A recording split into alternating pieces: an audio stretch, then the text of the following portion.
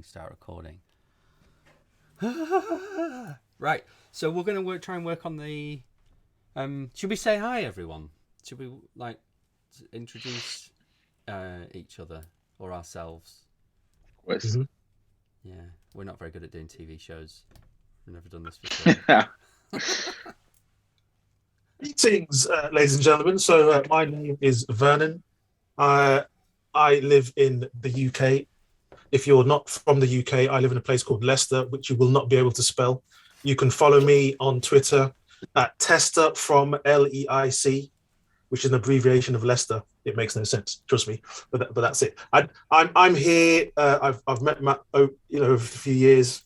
He told me about what he was trying to get done with Cucumber. It was perfect timing because I wanted to get involved with open source stuff, and so good fit. Being a tester, BDD, loving Matt, what's not to like? Seems like Thanks a good convergence. Thanks for turning up. Emmanuel, do you want to introduce yourself as well? Of course.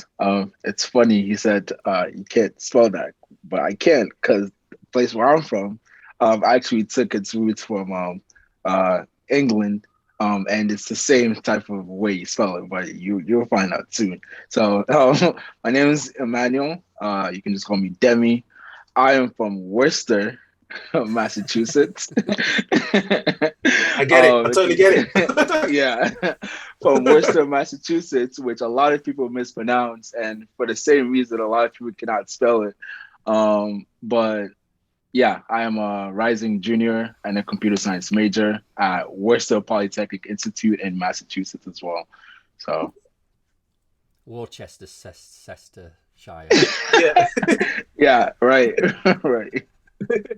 And I'm Matt. I'm Matt Wynn. I got involved in the Cucumber project in 2009-ish, and I'm still involved today. And nowadays, I get paid to work on it, which is amazing.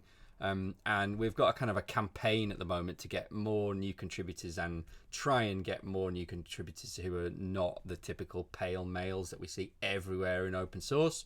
Yes, we're trying to run these sessions to introduce people to open source, make it easy for people to start to contribute to open source, take the first steps and show how it can be done, because there's a lot of barriers in the way, and at least if we can show people how it's done, what the mechanics are like, then that's kind of one barrier out of the way.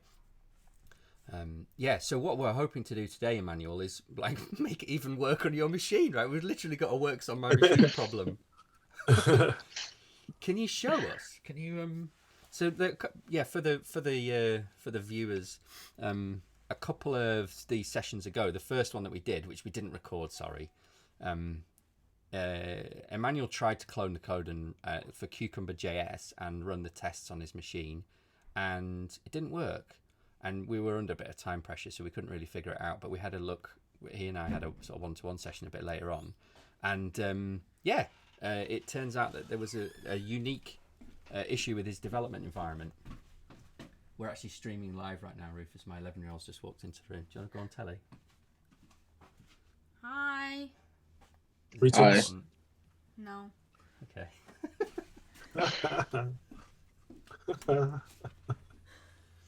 Yeah. Do you want to show us, Emmanuel? Yeah, of course. Share your screen. Yeah. Can I share my screen? Yes, I can. Okay. So this is the repo, and then this is in the faulty path. I believe. So It's so cold in the house. I'm pretty sure with the it's heating and it stopped working. can run test. Wait.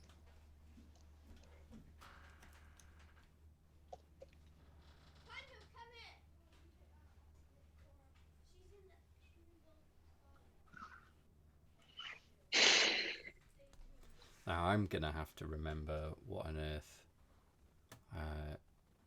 we said about this, but we made an issue, didn't we? So when we were discussing it, sorry, I've taken over the screen. Yeah. There you go, viewers. It's back.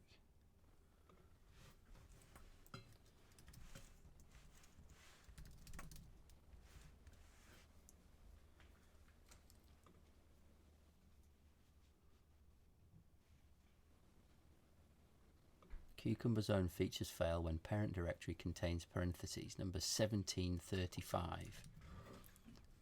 Vernon, I'll put that in the Zoom chat for your benefit. There's a link to the issue. Can you send me a link? Thanks.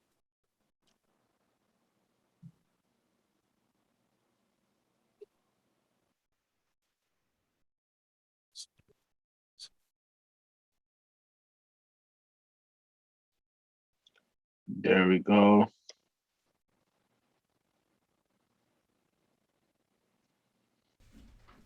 Yeah, there we go.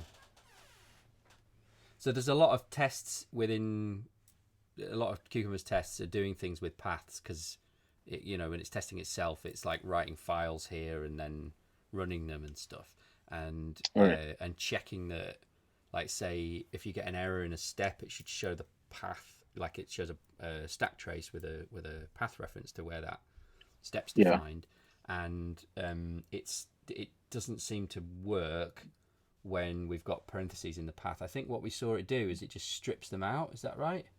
Yes. So right here, there's a parentheses before the wpi.edu, and it takes that out.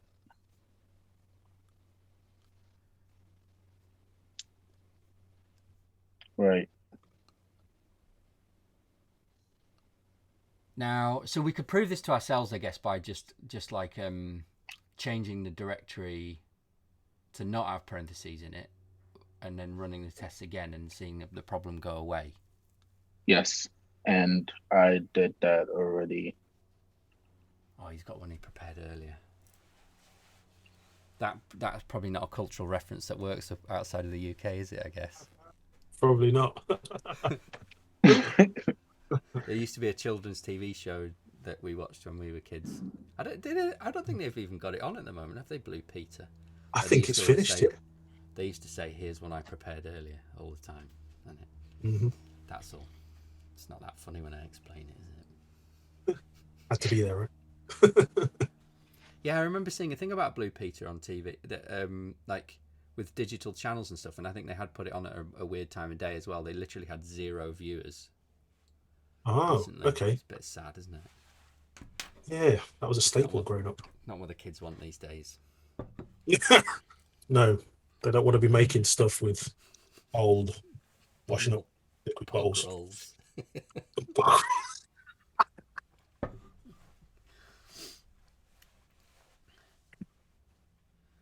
Okay, so nothing up your sleeves. This is you now running the same code base, but in a directory that doesn't have round brackets in its name. Yes.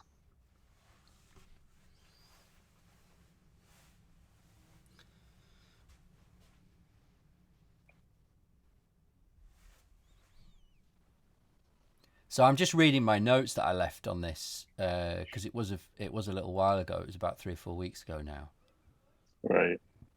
And it looks like the problem we've got is that we're using a library for getting the locations of the steps when they get defined. We're using a library to discover what the file name and line number are, and that library doesn't support parentheses, so the bug is really in the library. Yeah. And my initial suggestion was, why don't we go and fix the library, and here's where the problem is, in the library. But then Aslak said, well, why are we even using this library? Which is a classic Aslak comment, like just thinking about the overall problem. And he's quite right. And in fact, it turns out we're using 2 different libraries in different parts of Cucumber.js to do exactly the same thing, which is really daft, isn't it? So so I think what we need to do in this session is like remove the one that's dodgy, Right. and use something else.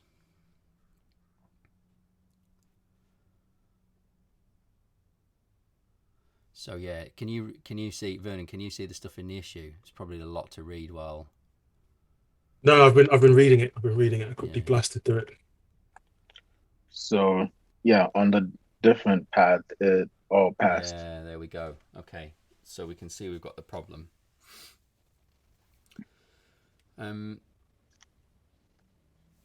So I wonder if we should maybe we should work in the directory that doesn't have the problem while we're doing the work, and then we haven't got failing tests to confuse us.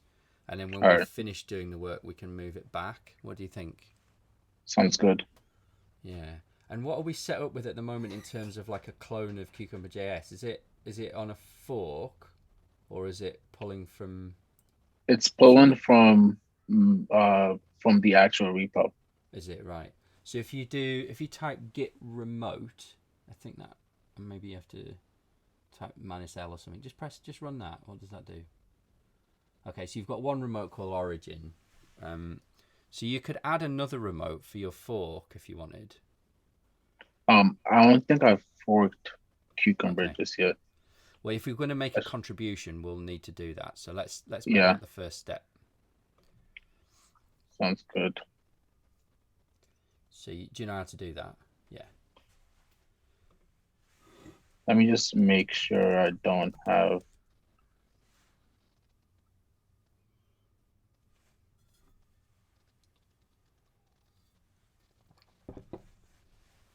No, I don't.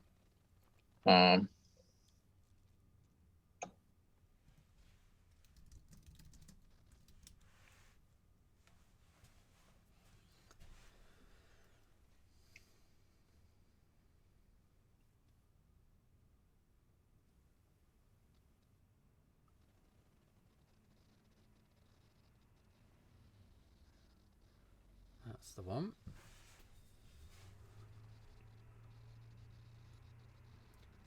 What's that other organisation? Is that your college stuff? Yes. If you don't mind It me was. asking, sorry. No, that's fine. It's my Yeah. top secret thing that I work on. Yeah. It's a class that we did. It was basically like modeling a software engineering team. So it was like 10 folks on one team. Yeah. And we were just making like this super large application. And we needed to create organizations for that. But I think this is You're it. using GitHub at college. Okay, so you've Oh, got yeah. so you've got a clone. So if you go to you've got a fork, sorry. If you go into the code drop down and grab the URL to the to clone it, that one, and then if you do git remote add, just furiously looking at the help text for git remote. That's it. You need to give it a name as well. So you need to give it a nickname. So I would call this one fork. So git remote add fork and then that URL. And it means you can do like git pull fork or git push. Yeah. That's it. Okay, and just to confirm, do git remote -v, and that'll give us a list of all of the remotes we've got. Okay, All so right. we can. It says that you can push to origin, but I think if you tried, you wouldn't have permissions yet because you haven't made a commit to Cucumber.js yet. So we have a permissive commit bit policy on Cucumber. So anyone who has a pull request accepted gets the commit bit, and then they can start pushing directly to the Cucumber repos. So it only takes one, but I think we still need to do that for you. Mayu's done it now. From last time's session. Yeah, so let's make sure you've got the latest code. Do you want to just do git pull origin? That looks good. And what happens if you do git branch -L? Because it seems like I prepared some stuff in a branch. Right, so what the branch we want is one called fix 1735 parens in path, and what do we need to do to get that branch locally? Try doing git fetch origin. Does that fetch the branches? And then do git branch. Git branch -al, and that does the remote ones as well. So somewhere in here, you'll see one on Origin, which has got a name of fix-1735 parens in path. That's it.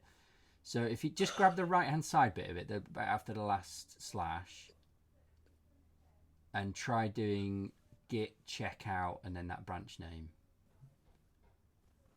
So you can press Q here to get out of this. That's it. Yeah, try that. There we go. Branch, blah, blah, blah, set up to track remote branch, blah, blah, blah, from Origin. Great. Okay. So I did some changes on this branch. Should we have a look at git log and see what I did? Because I can't remember. Okay. So I think so the last thing I can see I did there was I added a unit test. So we've got a kind of a failing unit test for the thing that we need to fix. All right. But what else did we do? Make sure we always exclude ourselves. Allow injection of exclusion filter to make it easier to test. Extract functions into their own files. So I think what I essentially was doing was kind of moving things around so that the bit of code that's not working is isolated on its own. I mean, do you want to see what those commits do? Do you want to have a look at them? Do you know how to do that? So, no. There's what you could do is install a tool which will kind of let you look at the commits. But if what I would probably do is, say if we want to look at, just scroll down a little bit. Say we want to look at this one, extract functions into their own files, right? So just copy the char. You can double click it in your terminal and it'll highlight the word. Copy that char and then press Q to quit out of the git log, and then you do git show and then paste in that char. Yeah. So that'll show us the diff now, what we did in that thing. So I think we've moved this function build parameter type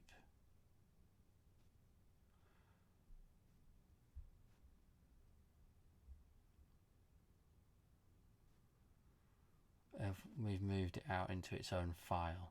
So this file here, you see this one, support code library builder, that's kind of where the action is. Can you see that in white just above? Yeah, that's it. Yeah. So that's where we've been working. So maybe if we open that file up now in the editor, and we can get a kind of sense of where we were working. So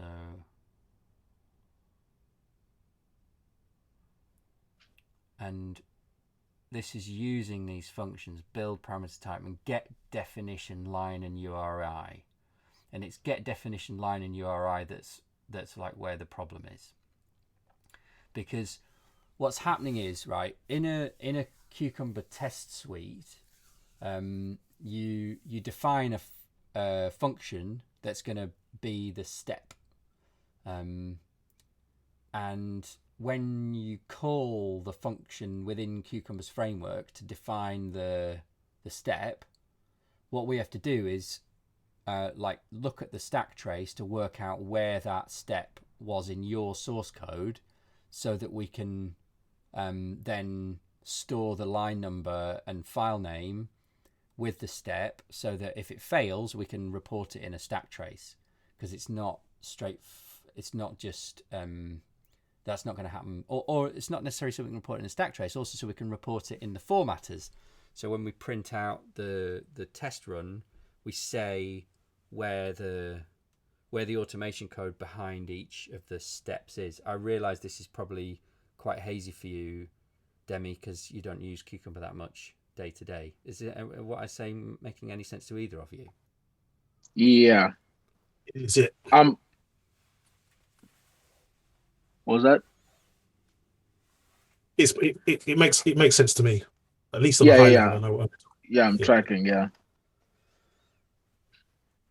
Okay, but there must be some questions. Ask me some questions, because I just did a lot of talking there. Yeah. So essentially what you're saying is, as you go, because I use testing libraries, I just imagine Cucumber is probably more complex than a regular testing library, seen as the tool itself.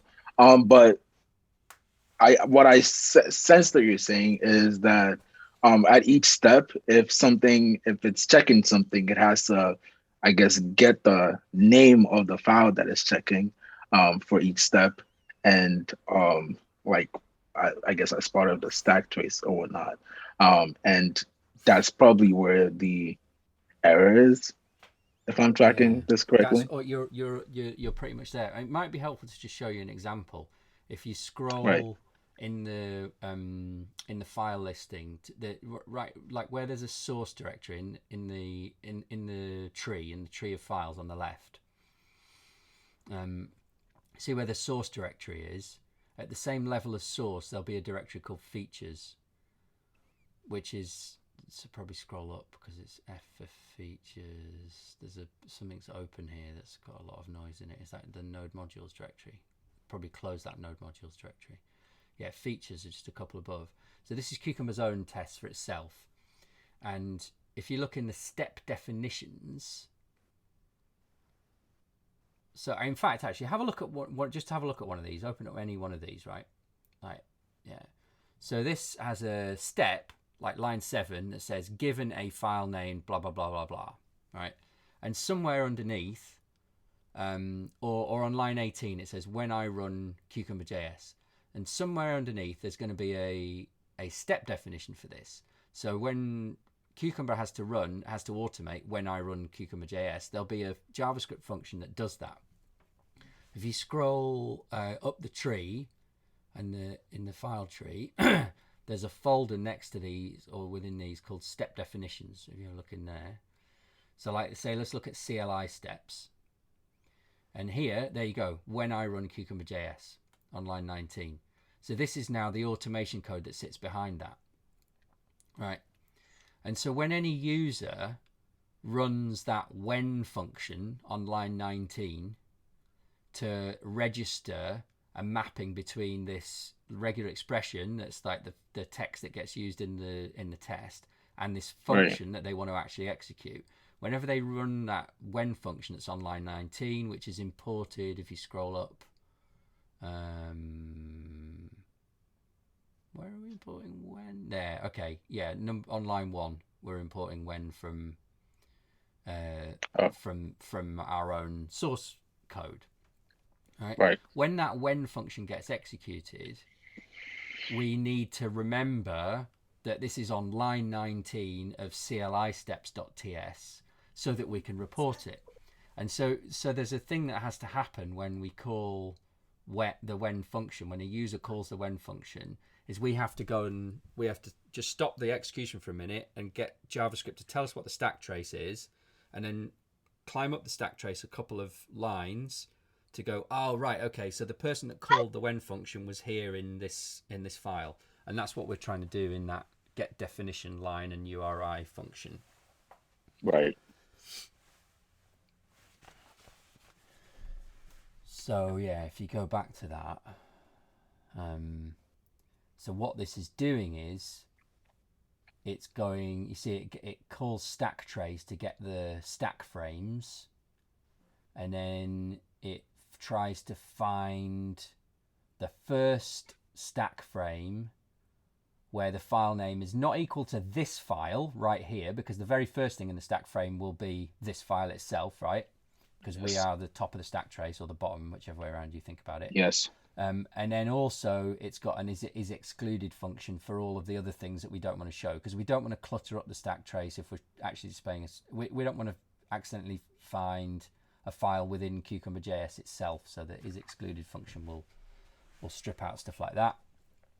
And then assuming we've got past that, then we'll return the line number and the file name of the first stack frame that it found that isn't this file or one of the excluded ones. Right. So, and the problem is that this stack trace library that we're using here just doesn't get about parentheses, and if the file name has a parentheses in it, when you call that get file name function on line 21, it returns you a file name with the parentheses stripped out. Thanks very much.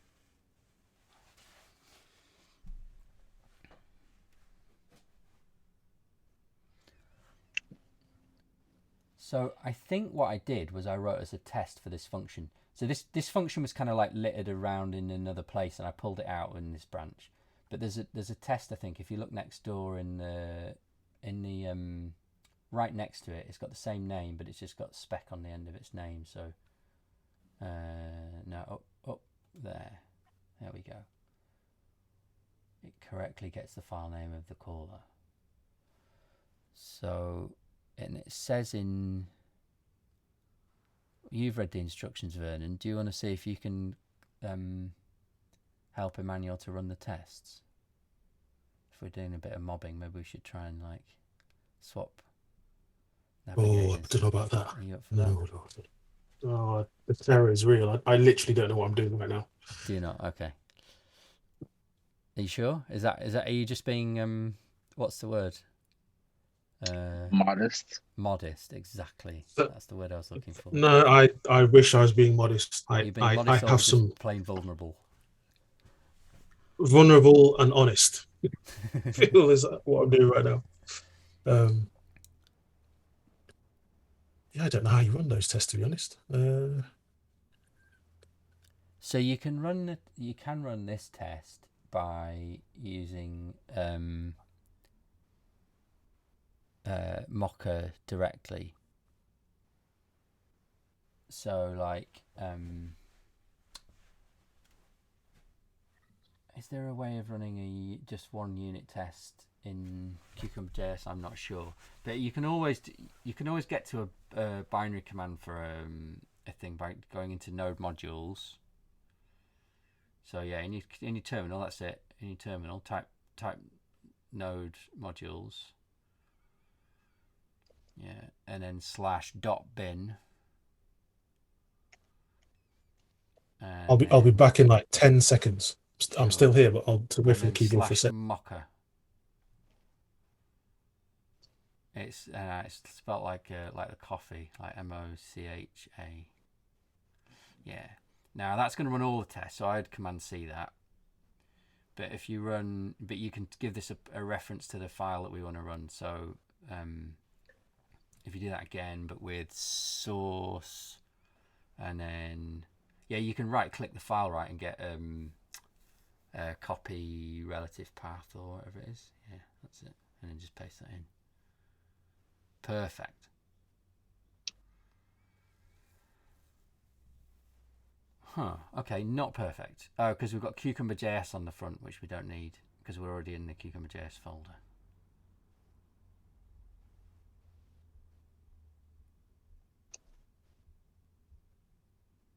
Ta-da! Right. And what you will find, and I couldn't get a better way of doing it than this, if we run that same unit test in the copy of Cucumber.js that's sitting in a folder with parentheses in its name, or we put parentheses around this one, it will fail. So it might be a bit of work to get there, right? Because we're going to have to make sure we've got the right branch checked out and everything. Shouldn't be. Oh, yeah, I had to add the remote for this as well.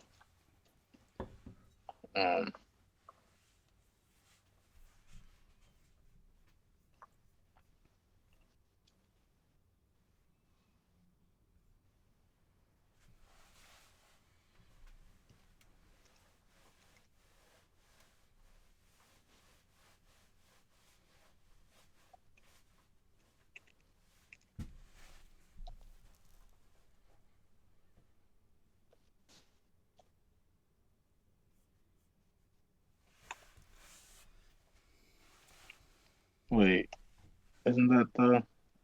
I'll stop watching. I was reading the ticket. Yeah. I'll fix. Yeah, that's done.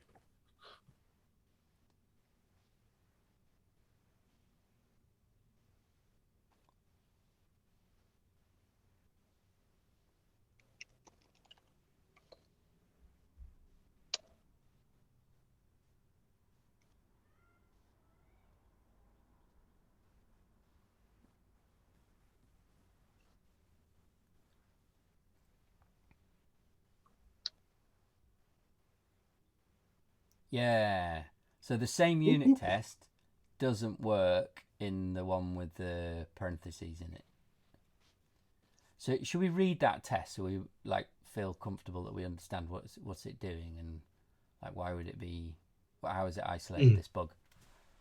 Because what we've done here, right, is we've gone from having like there's a problem that's just making all of the tests explode when we run them to we've got this one little fine-grained way of reproducing the problem, and this is the nub of where the problem is. So there's like 1 or 2 lines in this function, in the implementation of this function, I think we can change, and then it'll stop failing even on the one with the parentheses in its path. Should we just read the test and make sure we're comfortable with what it's doing? Yeah. Because I I skimmed over that a bit. Yeah, if you should be able to like click on it there, I think, and it'll open it up. No, what's that? Never seen that. That's before. No, this is that's from me. That's from my computer. Right. But that's weird. Yeah, normally when you get like an underlined file like that in well, maybe it's because I don't know why it's doing that, but we can browse to it again anyway, can't we? So it's in source support code, library builder, and then get definition line and URI.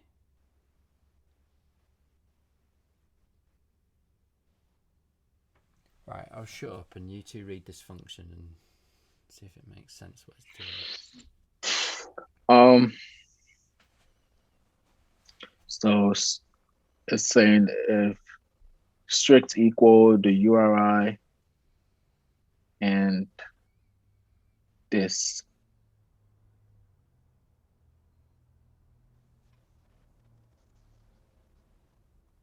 So get definition line and URI, and I bet by full stop you mean of our current location. So here, include any file, and then it's saying of that, if the URI equals this, then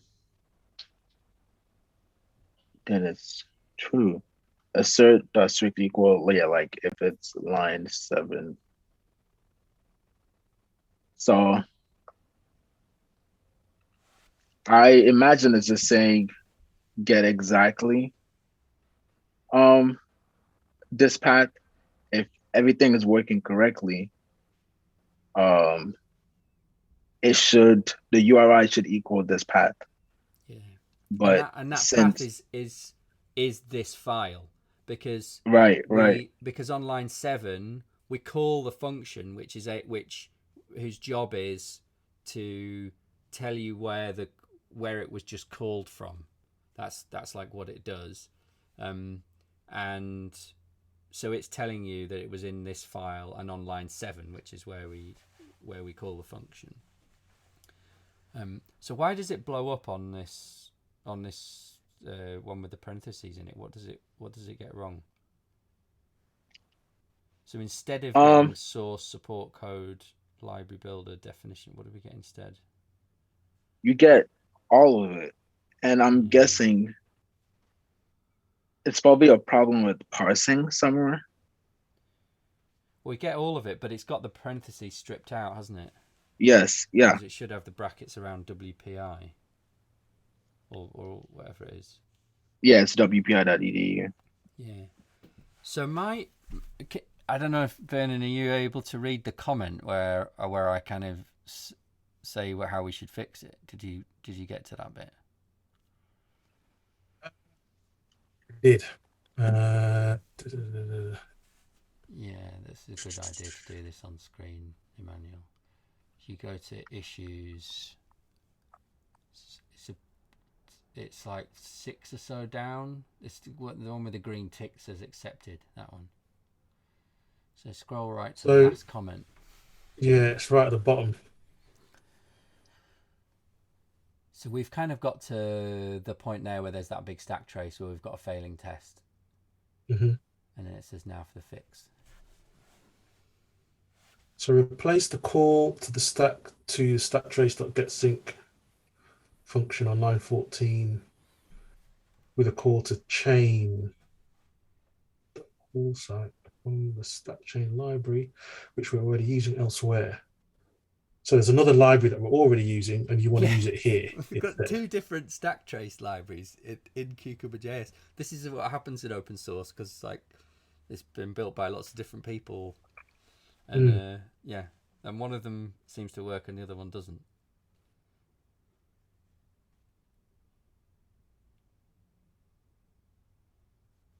Once you've done that, we can remove the dependency.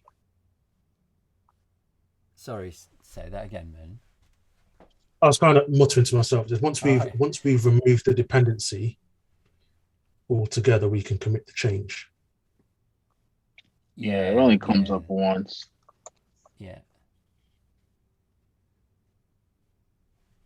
Yeah, so that's the dodgy line, that one. That stack trace get sync. And this is the only place it comes up. Yeah. So it seems we've effectively removed all appearances of like stack trace. It was only ever being used in this one place, but it's unfortunately it's quite crucial.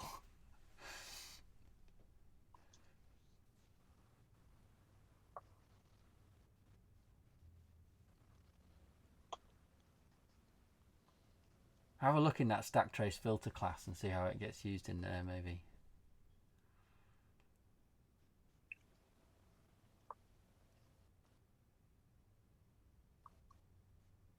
If you type Command T, I think, and then sorry, that's slightly the wrong one.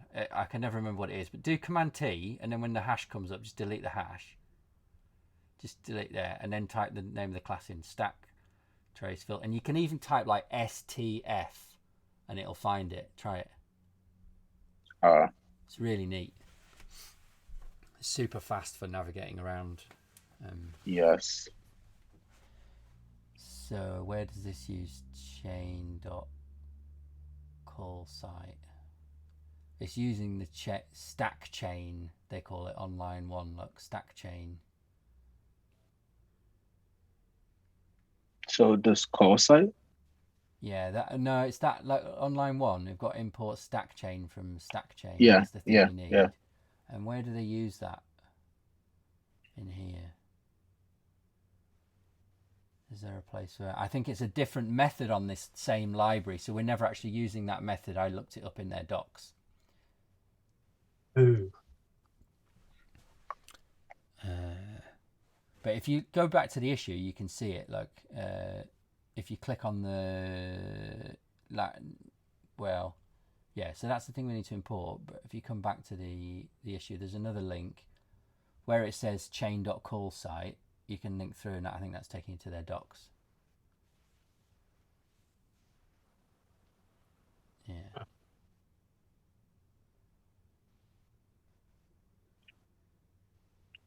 So I think that's what we want to do. So we need an instance of that stack chain thing, and then we can call this call site method. And how does the call site give you the file name? Well, because it's going to return the same type of object. It's going to return an array of those call site objects, just the same way as the stack trace library did.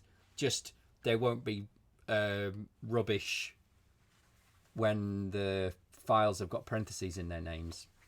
Right. It just doesn't have that Makes same sense. bug. So we need to get the. Does that mean we've got to import stack chain so that we can use the call site function? Yeah. Yes. Okay.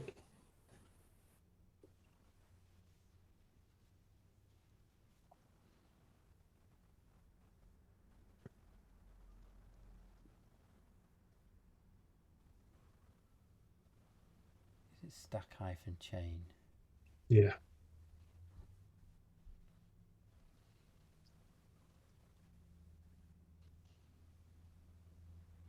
Okay. Then what? I've just lost it. Where's it gone? It's annoying. I think it's stacked. You need to call the method on the stack chain object, don't you? So what was it called?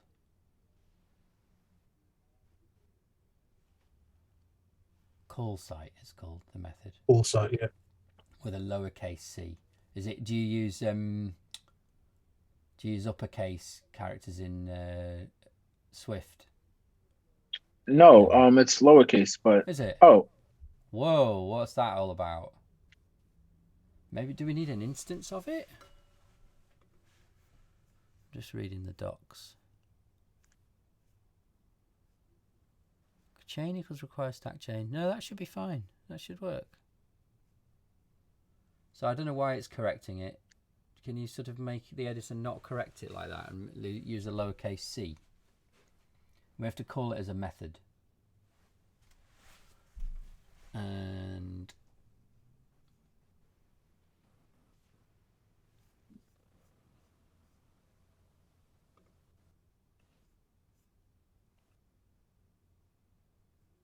I honestly don't know where that's from, but yeah, yeah, so that's all stackchain.call right. site. Now it doesn't like the fact that that is an any, so we could colon that on line 16 where it's getting a frame back.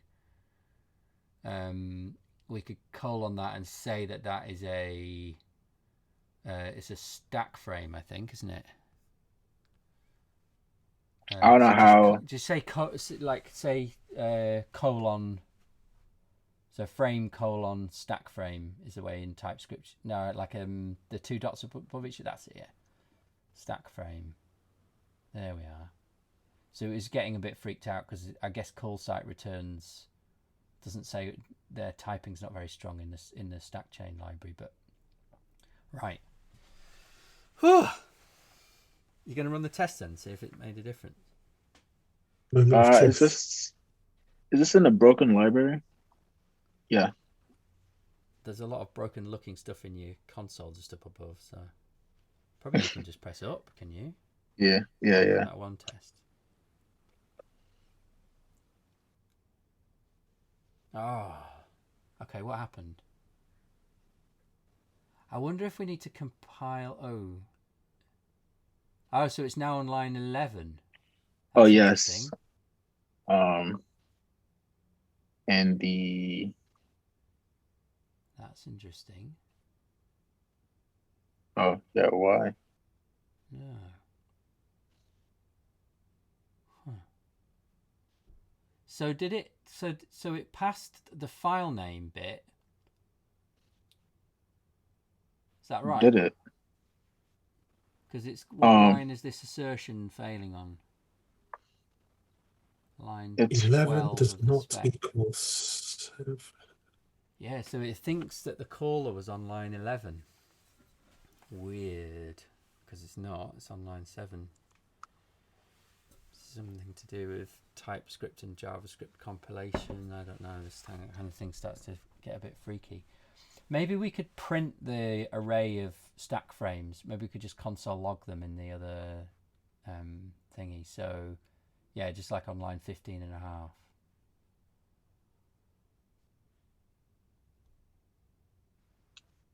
How's this look?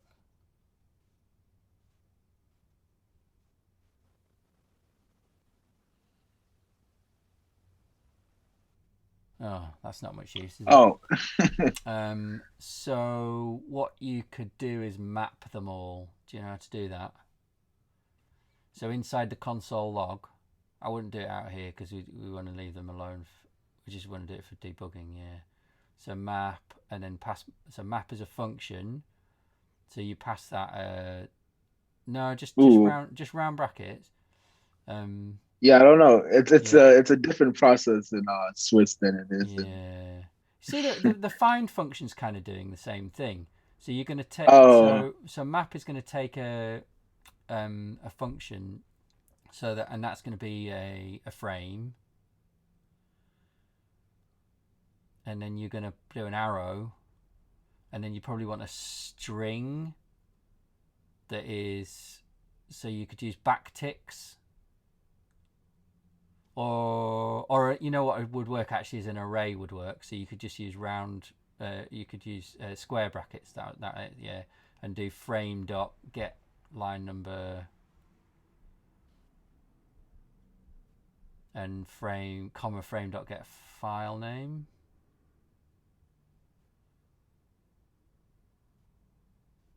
but you need to call those two functions. So you need to like open close parens. Yeah, that's it. He's very good at this for a kid, isn't he, Vernon? Have you noticed? You don't have to tell him anything twice. I have noticed. Yeah, I need to do some learning pretty quickly. What are you working in at the moment, Vernon? What languages are you working in? I do no coding whatsoever. Never you're not really right. have. You So more what? manual testing, exploratory testing. Well, I'm leading a team at the moment of a bunch of testers who are doing a lot of API testing and a lot of manual stuff. So yeah, trying to encourage them to improve their technical chops. You're more debugging people than pretty programmers much. at the moment. Yeah. Pretty much, yeah. So which is why I want to get more involved with this stuff. Yeah, right. Keep you keep your hand in with the coding stuff. Yeah. That's another good reason to get involved in open source, because you can still keep doing programming even if it's not what you're doing at work. Or you can like switch into a different language or something like that. So what have we got here then? So it's gone from line 15, line 11. Well, this is annoying, isn't it? Because it looks like this stack chain library doesn't understand about line numbers. Because what's it on about line 15 and line 11? Like, that's just not right, is it? No. So what happens if we run the overall acceptance test for Cucumber, Demi? Do they like that? You know, when you run just an npm test, does it just blow up? Let's see.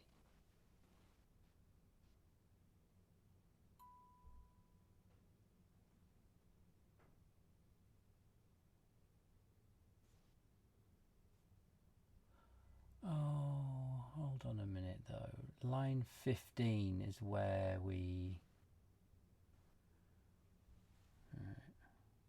Okay, so that's just linting. You can run... I can't remember what it's called. You're meant to run yarn, not npm. Not that it really matters. But there's one of the yarn tasks is a fixie one. It's in the contributing guide. I forget which one it is. Let me have a look.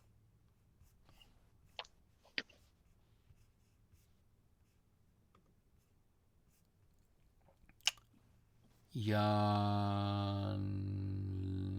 No, it's not there. Damn it. It's in the package JSON.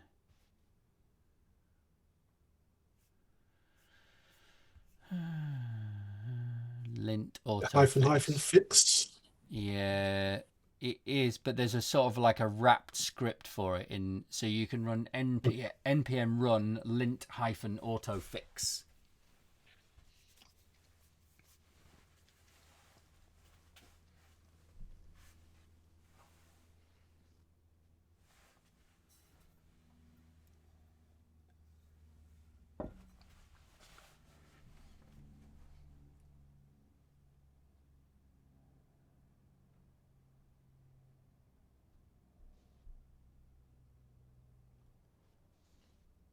Right, and then try running npm test again.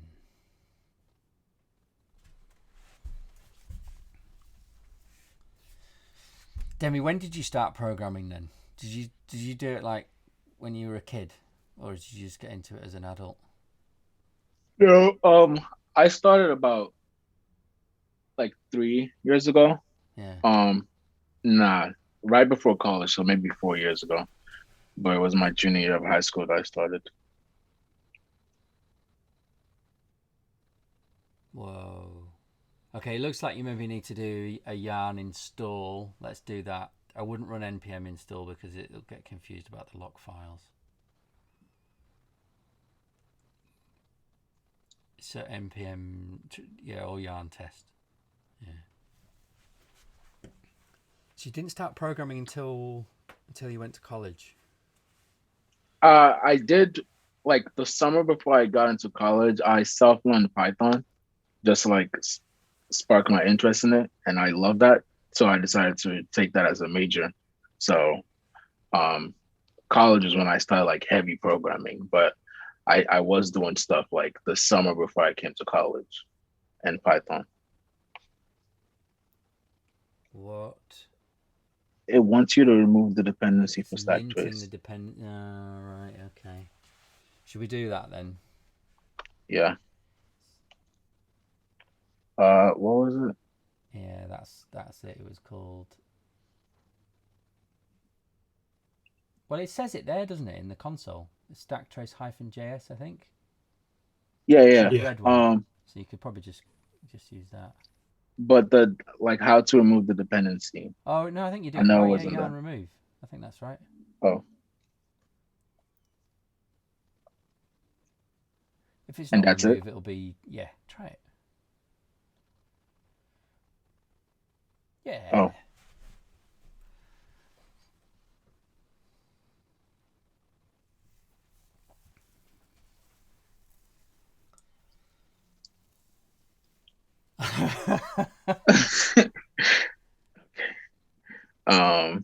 Where is it? Didn't we just remove? Huh? I could have sworn we'd already. Okay. What's that? Where are we now? Wait. Oh, hold. Um. So we're still using the type from the other Yes. library. Yeah. Right, okay, so it's not a stack frame. I think it's called a call site. Sorry. They're the Oh. same shape. It's the same shape. No, not an array, though. It wouldn't be an array. Oh, maybe it is. I don't think it is, though. It is. But No, yeah. that's what they use. But I think that's because that's an array of call sites. But I think each frame is called a call site in this other library. No, it's too Oh, right. and then we need to import that. Your IDE should do this for you. You shouldn't need to do this. If you hover over the red writing down where it says frame call site, see there? You should just hover over it. Yeah. Does it not have a like add auto import type of assistance thing? Maybe because I didn't. Did I add it to my dependencies yet? But it should automatically be in there since. How does it get it in that other file? Because I wonder if you have to call it like stackchain.callsite. Oh look, callsite equals node.js.callsite. Look, it's a weird thing. It's like part of node.js.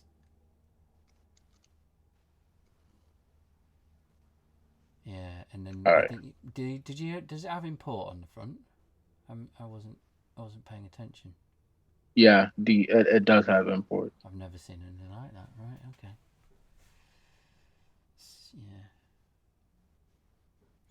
Actually, you know what we could probably do instead of doing that? Oh, sorry. Let's see if it works first, then we can make it pretty.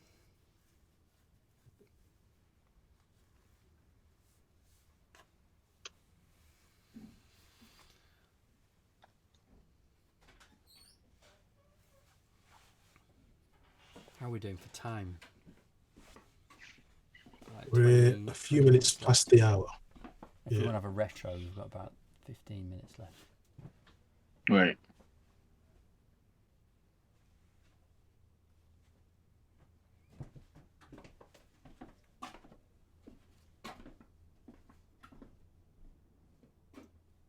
Okay, it sends a linting passed. Yay.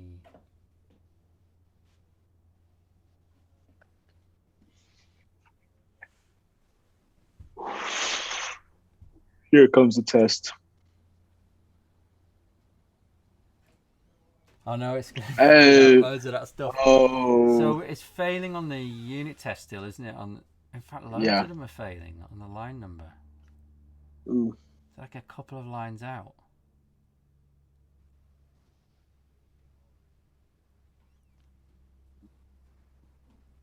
This is the actual 1311. Ooh. I think there's something with the line. Yeah, it's all line numbers failing. Yeah. Does it think it's like? Do you need to add anything to indicate the end of a line or something? No, I don't Should we think go so. back to running that one single unit test that just focuses on this function? Can you do that? And we've got that debugging output, and let's have a bit of a closer look at that. Could you maybe make the terminal window a bit taller, Demi, so we can see more of it? Yes.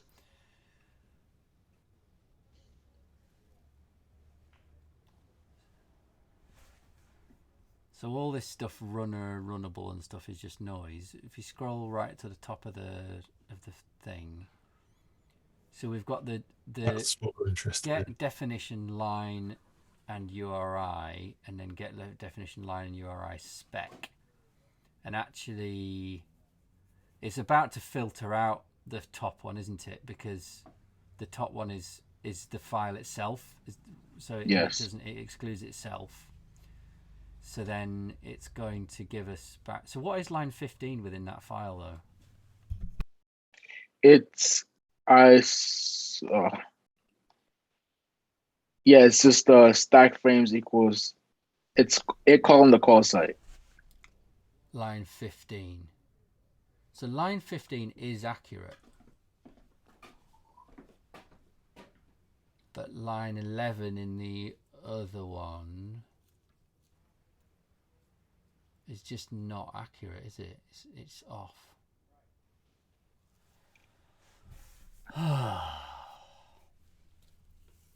Super annoying. But it's here, right? It's we make that call in here, right? Yeah, so it should come from line 7, not line 11. What's didn't we see this working at one point though? What's different? What did we do differently? No, I don't think we've ever seen it working with the line numbers. I thought I had on my own machine. Like I thought I'd kind of figured this out and left a nice breadcrumb trail for Demi to follow. Okay. On his own. I'm super confused about why it doesn't understand about line numbers. Yeah, No. I can't work it out. So I love it when we can't make the computer what we want to do what we want to do.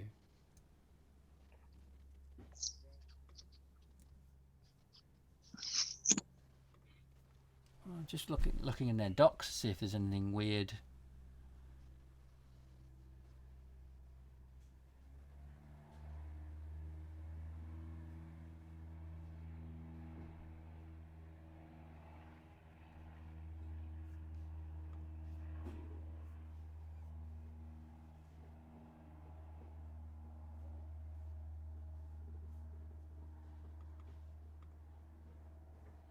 Oh, this is just npm.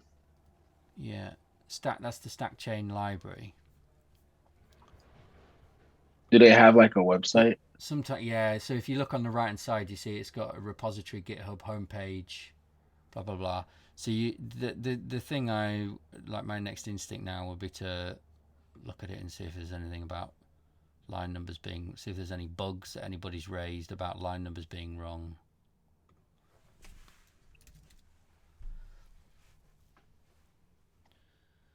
Can't see it. So fix the file name, the line, and the column.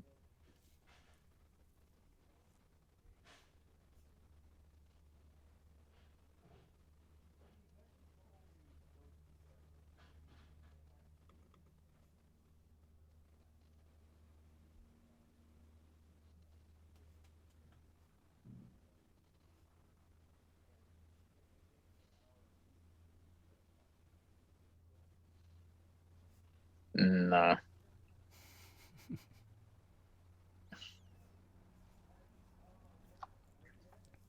And I swear I ran this on my machine and it worked. I swear I did. Classic. Works on my machine. Containers.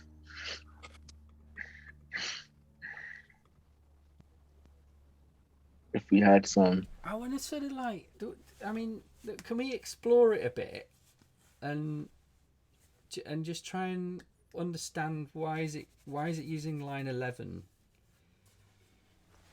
in that Yeah. in that thing. Like, what if we make some changes to it? Maybe also in the bit where we put the debugging. I just want to see what would happen if I just. Yeah. Yeah. There's a couple of places in there. Yeah.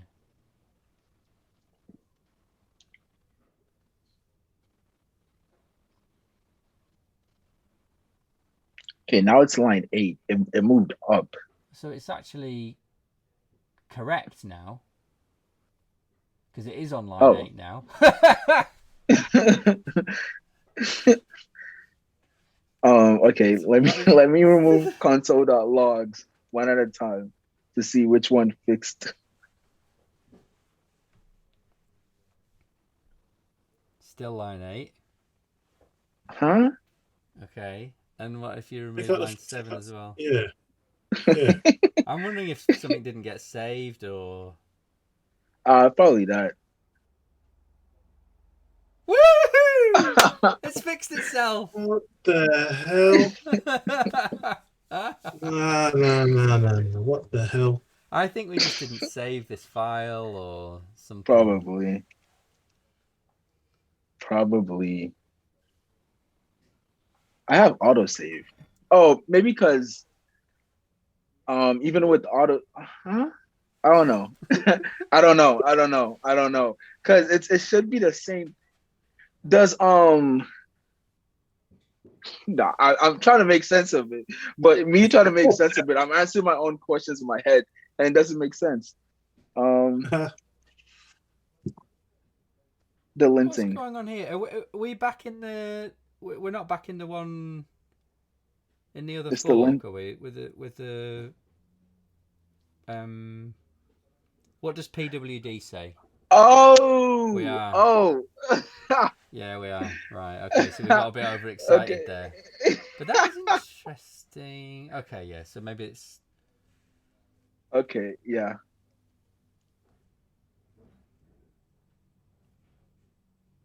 But that kind of shows us maybe the stack frame library that we're using had the actual ones, but this one isn't.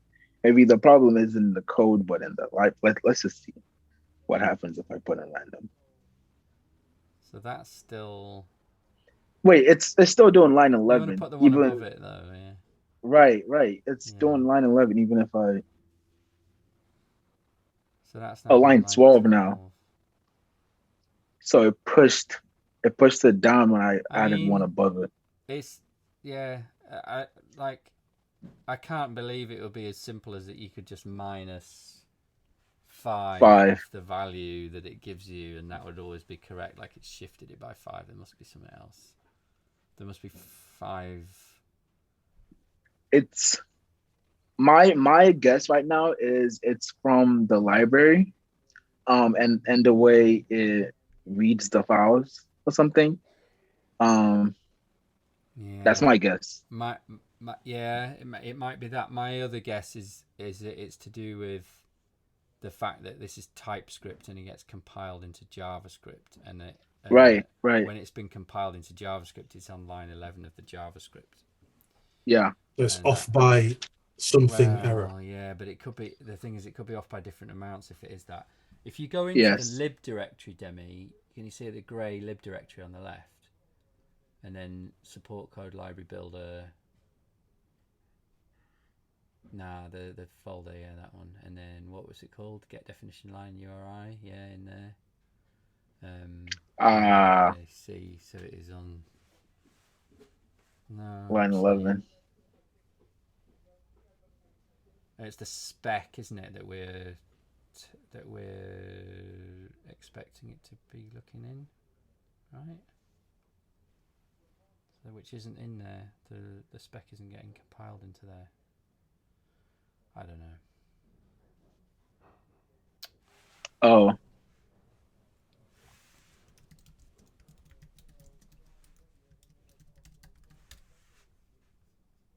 Still the TypeScript one. Weird. So Yeah, there it's is not in another way here. we can do this that doesn't involve using any libraries. There is another way we can do it. Okay. If we go into we can just play with it for 10 minutes, can't we? Let's have a little go. Sounds good. So if we go into the implementation in here, right, and instead of doing stackchain.call site, what we'll have to do is we'll have to do and we'll have to just piss about with this and just keep on debugging. But basically, if you make a new error, and go, yeah, that's it. In JavaScript, it's new error, so little new, yeah, and then open close parens, and then on that thing you call .stack.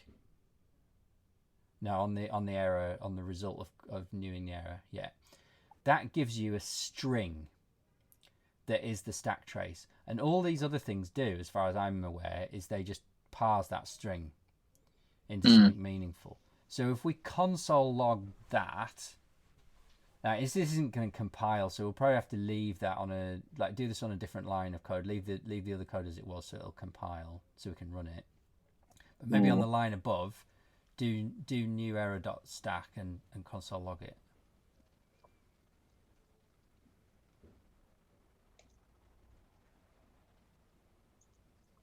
Yeah.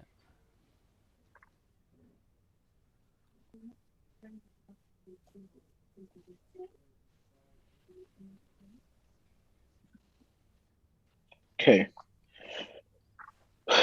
So it has the parentheses, which is what we were looking for. We just have to parse this. And it has the right line number, right? Line 8. Where? Where does it say that? Oh, At second the end. line down. Yeah. So Line 8. the first thing we need to parse it. Yeah. The first thing we need to do is split it, I think. So if you call .split on the stack, that should give us you have to call that as a function. Split by what? We have to pass it a new line. So just in quotes, in double quotes, a \n. And then let's try that, and that should now look like an array where each of the string in the stack frame is a line.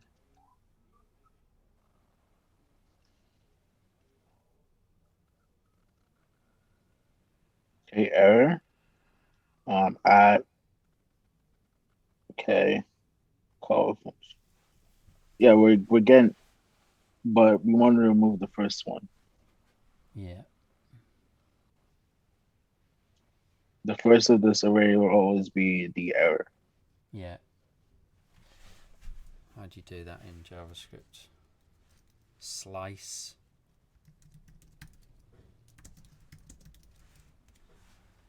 So I'm reading the docs. Slice 1, yeah.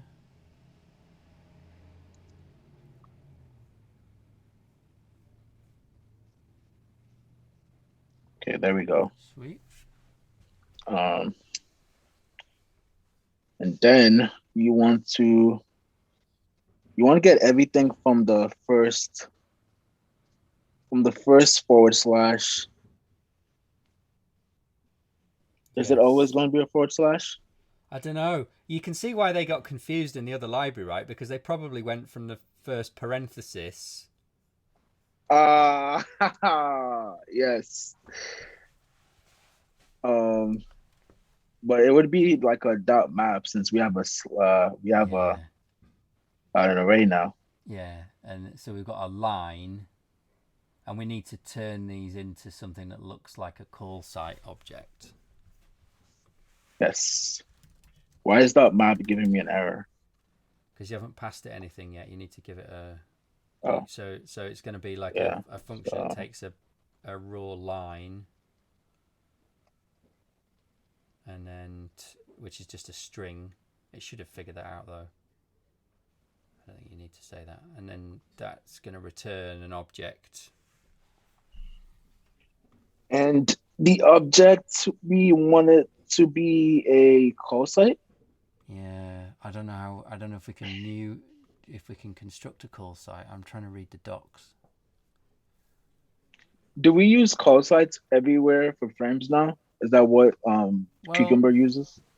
it uses them in the other thing, and call site seems to be a built-in Node.js type. What I just don't understand is this is just my incompetence with Node or lack of depth of knowledge with Node. Is like surely we shouldn't have to write this string parsing thing. Surely if you got a call site object in the framework, surely there's a way of getting them out of it. But like when I was researching this the other day for trying to write the guidance in the ticket, I couldn't see it, and I got sort of bewildered. If anybody's watching the video and knows the answers, send us a message and put us out of our misery, please. So now we have this map for every string. We just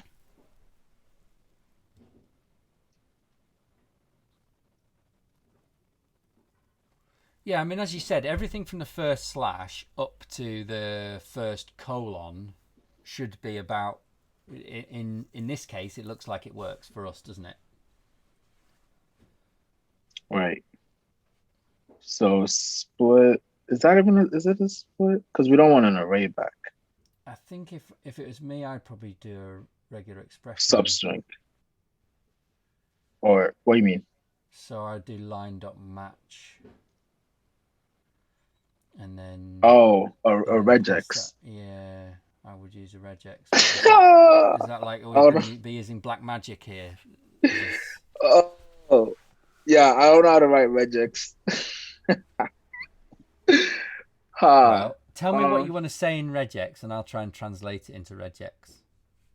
Regex. Okay, so I need the first string that matches, or the part of the string that matches, of opens with a forward slash, and anything that starts with a forward slash. Just give me anything that starts with a forward slash. Okay, so then I think what you need to do. So we need to put the regex in quotes. So start with some quotes. And then if we want to match, we need parentheses.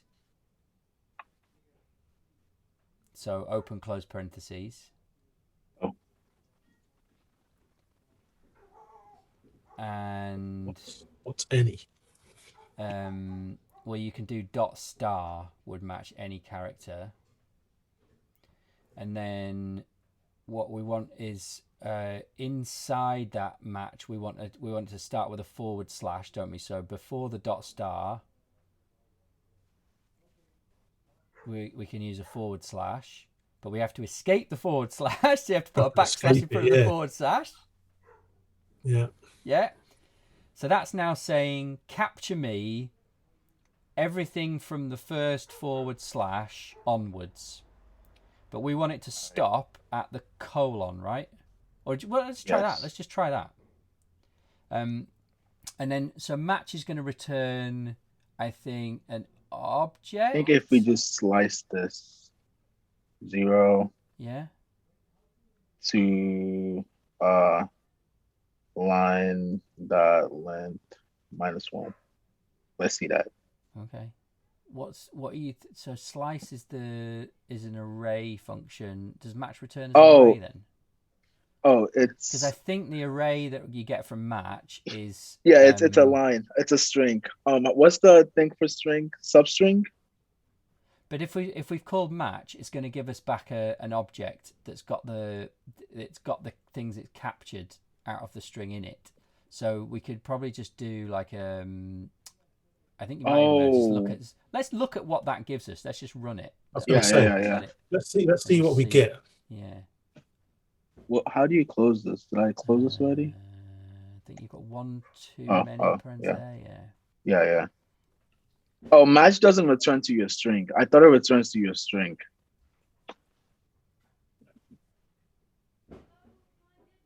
Hey, this is interesting. Yeah, so we're getting constantly the right thing, except at the very end it gives us Yeah, so it's a running parenthesis. on and grabbing the line numbers as well. So Ooh. What is this? Oh, it's the input. It's the input. Okay. Okay. Yeah. Yeah. so after the capture group, after the round bracket on the right hand side, do a colon. No, inside the regex, right? Sorry.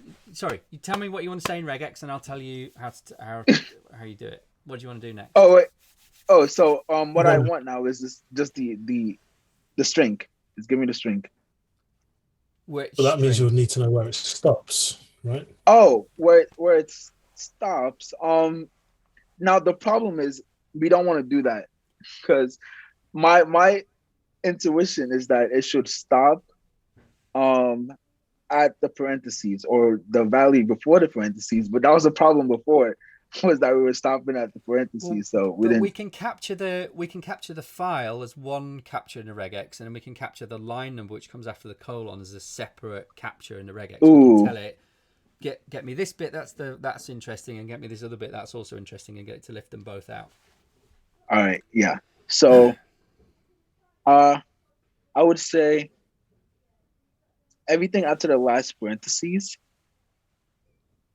Um and a pattern that I see here is there's two colons. Yeah. Two colons I think and the there's two. second number in the colony bit must be the Yeah, column, which isn't interesting to us. We could throw that away, couldn't we? yeah. So it's the first number after the first after the colon. Okay. Hmm. So if you put a colon now in the regex where your cursor is, All right. and then do another parentheses because we want to capture the number now. And then inside the parentheses, you're going to use \D for digit, / not forward slash. Regex Oh, minds which that's it. So that's like a special character class. Like the dot is a special character class which says anything at all, and then the star says any number of times. We're going to say a digit, and we want it at least once, so we'll use a plus rather than a star. So that says now after the colon, look for one or more digits. Let's run that. seems you've had your way around the regex for a while. It's been a long and arduous journey for me in regular expressions. They're Regex so good. wizard. Yeah. When you get the hang of them, they're so good. Okay, right. So there you go. The regular wizard has completely failed. It's why is that? Why is that? Do we need to escape the colon maybe,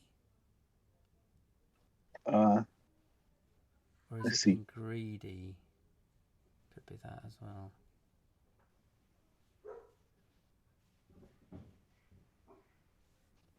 What did we get? Still Oh. no.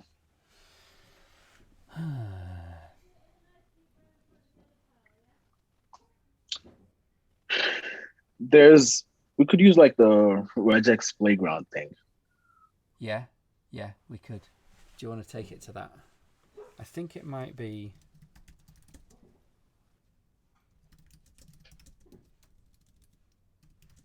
So say for the sample, we could provide it with this is what we're working with now, right? Yep. No, no. This is what we're working.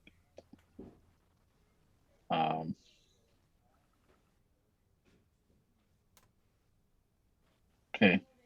So which parts of the text are interesting to you? Um, oof. Wow. Um, Is it going to try and build parentheses. as a regular expression? That's amazing. Yes. Wow. I've never seen this before. This is what I love about mobbing and stuff, as I learn new things. Yeah. So we want to go all the way up to the end where we have the colon, right? Yeah.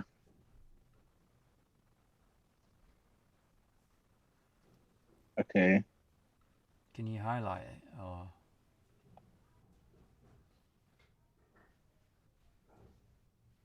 And When it we says want which all of parts of the this, text right? are interesting for you, can you feed it back to it by click on the marked suggestions to select them for your regular expression? Can you click on multiple? Wait, what do you mean? Can you hold like you hold Like, command or shift or something and then let's see.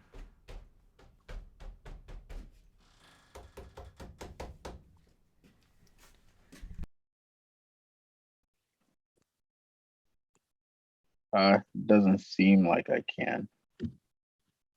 Seems I have to click on them one at a time.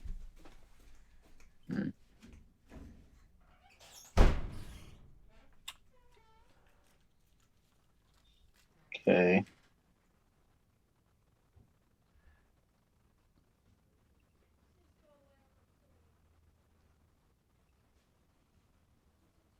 So you can't like drag the mouse across it and Nah, select it multiple doesn't bits. seem like I can. And can you change the regular expression at the bottom yourself?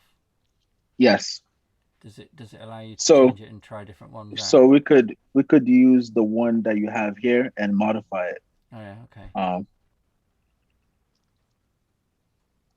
Or we could use the one that they have there and modify that because that one's working, whereas mine's not. Wait.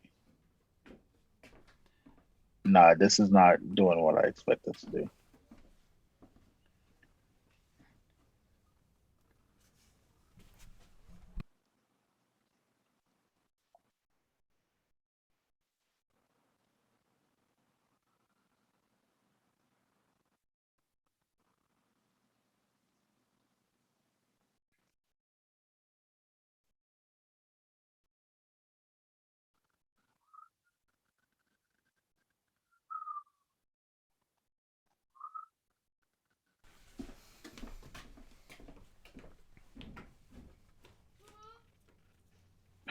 scroll It's not. down a bit in that section 3.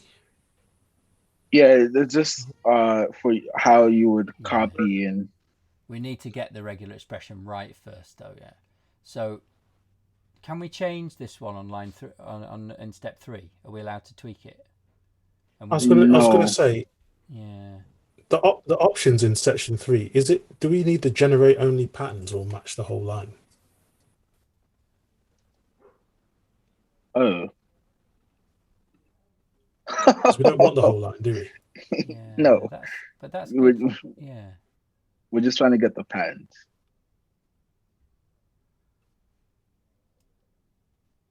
Okay.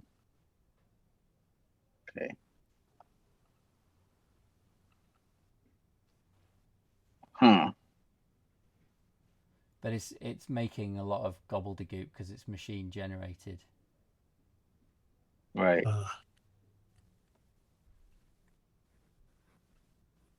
Yeah, as I add more, it doesn't do any type of. It just adds more stuff to it. It doesn't. Yeah, it's according to what I add. It looks like the order you select the parameters is important.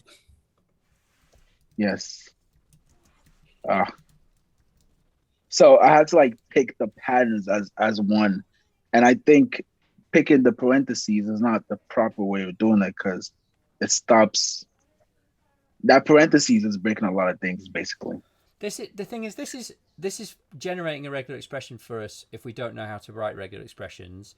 I do know how to write regular expressions. I just haven't quite got this one right. So what we want is maybe a tool that will let us test out our own ones rather than trying to generate one for us. Yes. There are other tools available. I've seen regexer.com seems that one. Okay, there we go. As well. So if we paste the line in there, and then we can start with the first bit because the second bit's wrong, isn't it? Because it doesn't match anything. There we go. So that's returning that. Where does it show what it's matched? Here. Like So it's I think what's highlighted in highlighted. string. Yeah. I'm surprised though because I thought ours wasn't matching anything because we're just getting nulls Getting a lot of nulls. out of JavaScript, aren't we?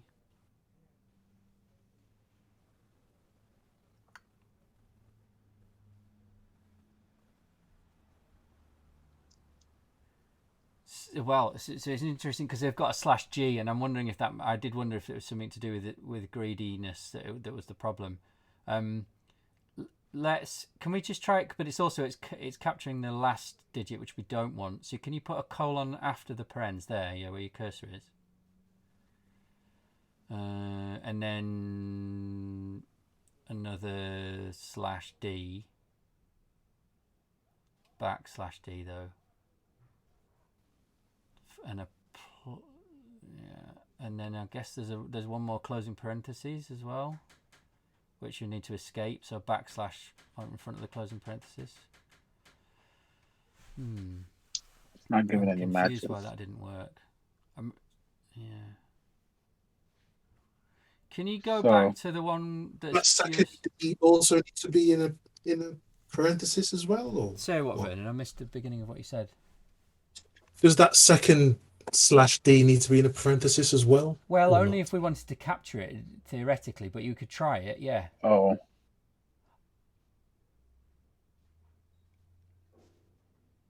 But you need a plus in there in both of them to say that there's going to be more than one digit. Oh, I didn't have the plus in the other one. But I don't understand why that's running on to the end of the thing when it's supposed to be digits, not.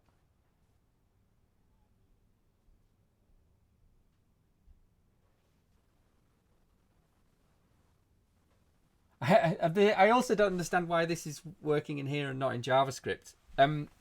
Maybe we could try putting the /g on the end when we run it in JavaScript. So instead of using quotes, use forward slashes to mark the fact that it's a regular expression. So replace that here and that one with a forward slash. You get another forward slash, and then put a G at the end. And try running that.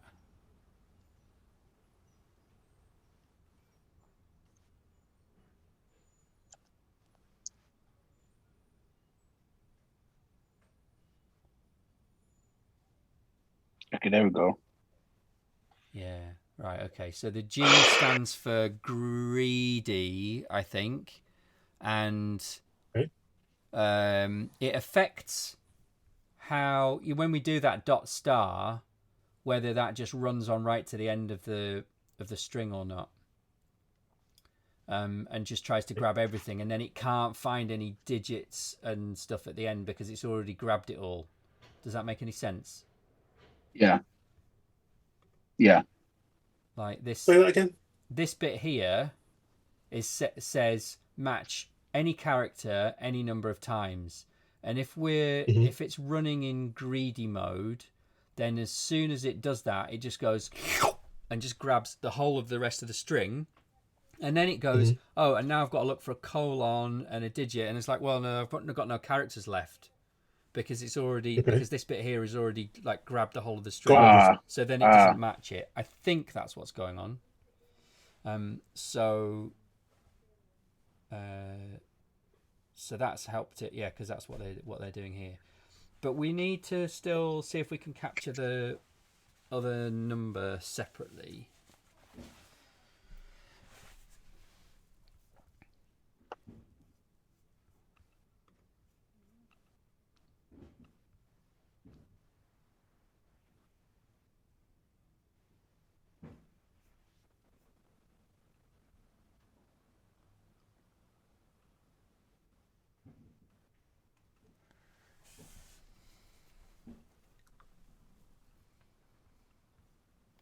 Is it so? G is global, not greedy. Yeah. But I think the default. Oh, I don't know. I hate trying to read docs at the same time as I'm trying to do something. So this is now matching the whole lot. I was so confident about regular expressions, wasn't I? And I'm really letting you two down. I feel bad about this. No, it's fine. If you delete delete everything apart from the first round brackets bit with the // dot star. Let's just go back to that. What does that grab us? So that grabs everything up to the end. Put a dollar anchor on the end. So just in front of the last /. That's gonna stop it from matching. Put a dollar. It should have stopped. Oh no, because it's okay. And then put a 5 in front of the dollar. In front of the dollar. Dollar means end of the thing, right? And then put a parenthesis between the 5 and the dollar, a closing parenthesis. And put a / in front of the closing parenthesis. Right. So, I see what this is showing us. Right. Yeah, I understand. So it's showing us that the regular expression is matching that entire thing. But there's also, it's not showing us the capture group, because the round brackets in our thingy is the capture group. Does this thing show you capture groups anywhere?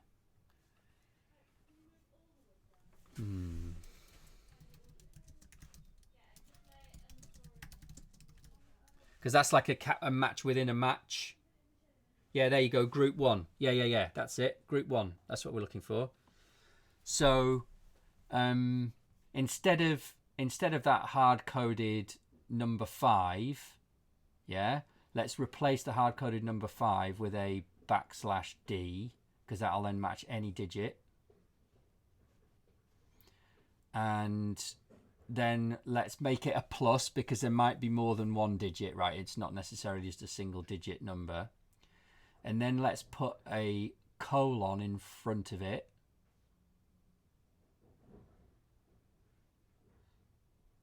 And now the group 1, has got the file and the line in it, right? You see that? Yeah. Mm-hmm. We've just got 573. So that's all the guff that we don't want at the end, all that stuff.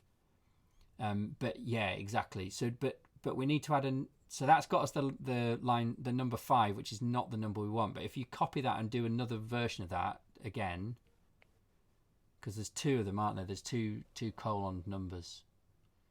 There we go. And then actually, the second one doesn't need to have parens around it, because we don't need to capture the number 5. So you could remove the parens around the keep the /D plus and everything, but just remove the parens around it, because we don't care about keeping it. And this is what we need. So now in capture group 1 we've got the file name, and in capture group 2 we've got the line number. Yeah. This is why regular expressions are like magic. And I'm But it helps when sorry, you have I should that say, I'm background. sorry I called them black magic. And after I said that, afterwards I was like, that's probably a racist term, isn't it? Did you hear I me actually say don't that? know. I think you just. I wasn't paying attention to it, so I really don't know. It's never occurred to me It was- before that that's probably a racist term. I actually no don't know offense. if it is. No offense But yeah, was taken. Good. yeah. But yeah, so we just need the second and third, or if there's a way to like get just the capture so groups. I think, yeah, exactly. I think what you do is you call dot. I don't know. Matches? Is there a matches? What are you doesn't trying to even- do now? Get the intelligence with this is not that good.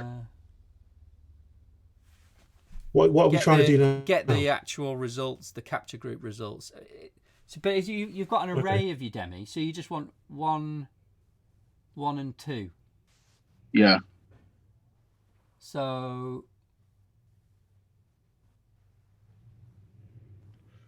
Red X. what would that be? match Dot array. slice 1, 2.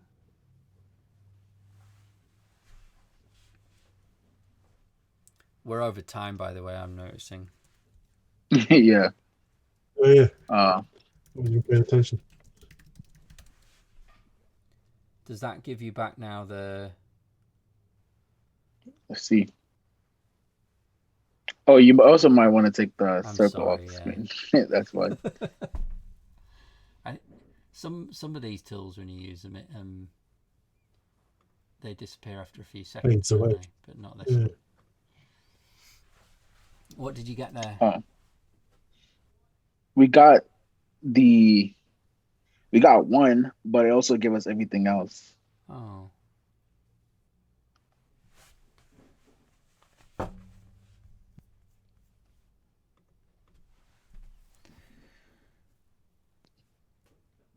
Uh,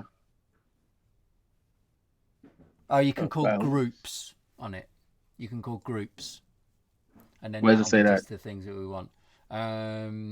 So I'm looking in MDN rather than Microsoft. Oh, So if you do MDN array match, string match.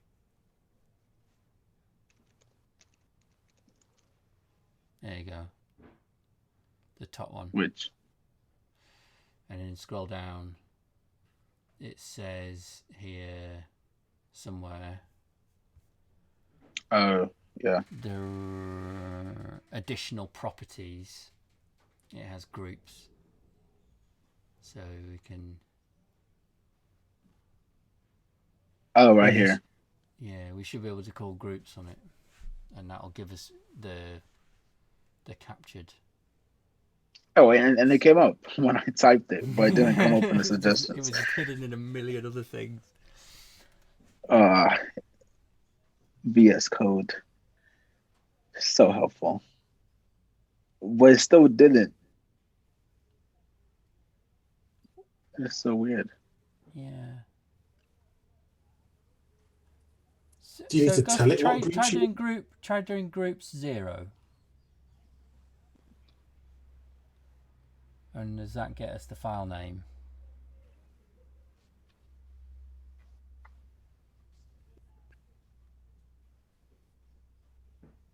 I'm actually more curious why it gives us everything still. Yeah, it's like something's not quite. Right.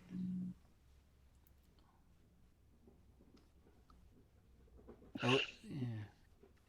Oh, I just want to see if it's still Yeah. going to print stuff to us. Oh,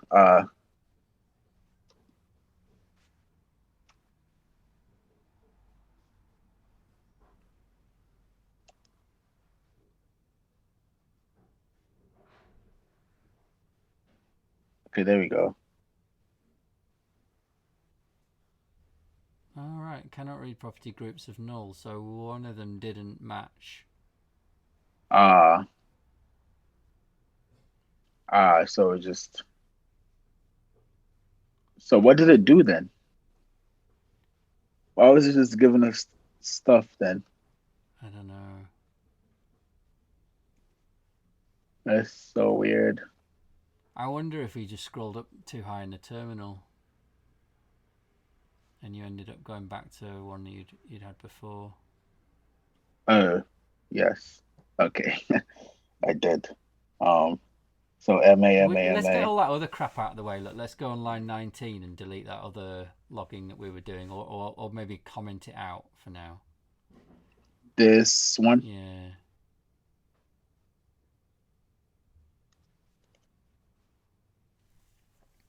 And there was another one. Random.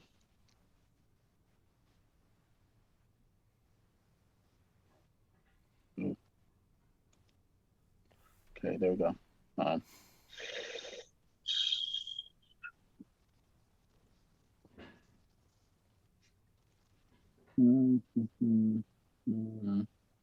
No, you've gone too far, haven't you? Scroll down a bit. There. So it's that bit there. We've got an error. Cannot read property 0 of undefined. So. I noticed. We're not getting a match. So let's just I've noticed that even here, the groups it had said undefined. Yeah, like right here. Okay, well that's no use then, is it? So I said we just use 1 and 2. Yeah, is that what you were going to say? Yeah. Yeah.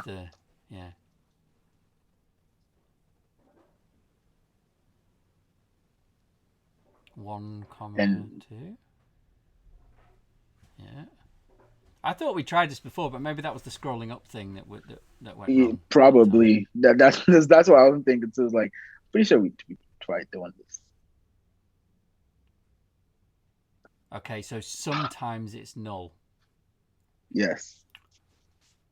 Ooh, and it's so frustrating because Is oh wait, there there is a a... flat map, Yeah, I was gonna. Is that but what? that's not what we need because we probably should be addressing the fact that sometimes it's null rather than trying to eliminate the null. Well, maybe, but this. Well, so what is it that's null? Which ones is it where it's null? Can we figure that out? Because it must be. Um. There must be something else we can exclude, like the way we excluded the first one that looked weird. There's probably like one right at the end that looks weird or something. So you want to I don't know. Just go match back to that and this? print them out, and let's just spin down it. Just Yeah. scroll down it and have a look.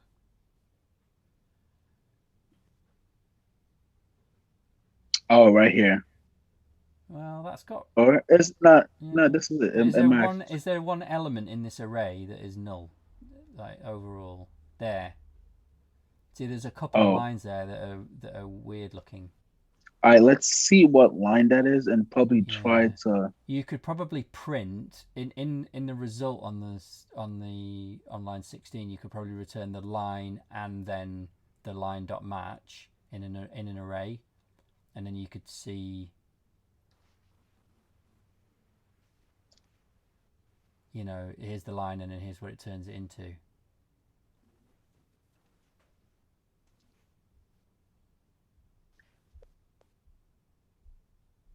Okay, so where's the null? Here's the null. Oh, that's something we actually need. Yeah, but why doesn't that one match? Right. Does it have? How is that? It doesn't have a It has no parentheses at the at the end. beginning. At the beginning and the end. So it has the word at. So It has the word yes. at. Is that always the pattern? No, it's the pattern. So it doesn't have a parentheses at the end. It doesn't have a parenthesis at the beginning either, though. I think that's why it's not matching. I mean, but we ignore that. I think our pattern says, "Get me everything from the first." Oh no, yeah, we say, "Get me everything from the first slash." Yeah. You're 100% right. So, what we could do then in the pattern, right, in the regex, is just delete the anchor, which is the $, so it doesn't matter about it being right at the end of it, and then delete the last paren as well and its backslash. That backslash, you don't need either of those two purple pinky backslashes, because the backslash was just there to escape the bracket. Okay. So the $, is the anchor that says this pattern has to stick right to the end of the string. So now we're just disconnecting it from the end of the string. It doesn't matter about what comes at the end. As long as we found those two digits with the colons, we match that bit. It's pretty hard to trace the. So let's just do this. Yeah. Groups. And if it returns null, then we know.